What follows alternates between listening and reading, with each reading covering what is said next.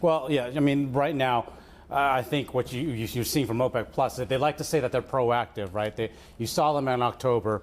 They came out with that 2 million barrel per day cut to try and get ahead of what they saw was a recession ahead, weak Chinese demand. The conditions are still there, right? That the same uncertainties that we saw back in October are still there. This time, though, I guess they wanted to avoid maybe some of that geopolitical fight with the U.S. That we saw after that October meeting. You talked about that earlier. Well, really, what we're seeing is that the market is just so hazy right now. And there's a lot that's just kind of out of their control. The situation in China that you guys have been talking about. The COVID restrictions have been in place for a long time. Now they're starting to be lifted. Is this a sort of a false dawn for Chinese demand, oil demand, the second largest consumer in the world of oil? That's too early to tell. You know, whether these policies that are being lifted, is that just to to appease these protesters, or is it going to be an actual fundamental shift in policy in China? The Hang Seng Tech Index is up over 7% today on the back of COVID easing in China.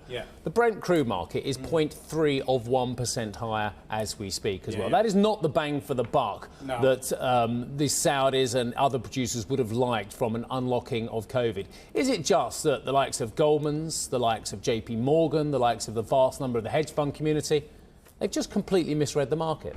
Well, you know, I was talking with a lot of delegates during the meeting and before the meeting, as we do when we cover OPEC, and I was asking them about this. You know, China has just announced this reopening of some of these lockdown restrictions in some key cities. Is this going to influence their decision, influence their talks? And the feedback I got from them was like, it's still too early to tell, right? It's too unclear at this point, as it is with the impact of the G7 price cap and these EU sanctions on Russia. And I think that's kind of what you're seeing with the Brent price reaction. If I had to guess what the trader mentality is, we just don't know what's going to happen with the enforcement of these EU sanctions, the enforcement of the price cap.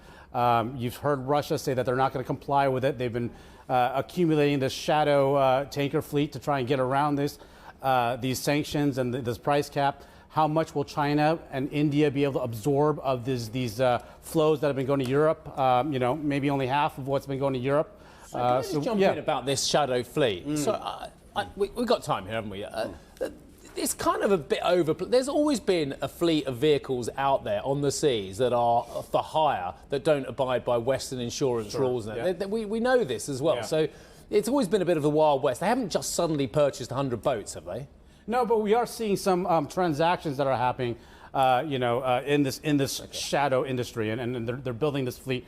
As you say, it's a lot of older tankers, less regulated regimes that are controlling these tankers, higher maritime risks for these shipments, and so we're kind of seeing that in the shipping market right now, the insurance market for this. So how this procurement and how the whole transaction, how the whole pipeline of these ships going to take these flows from Europe to other places. We'll have to see how that works out.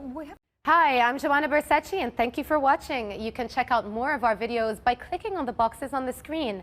And don't forget to subscribe to our channel for more from CNBC International. Thank you for watching.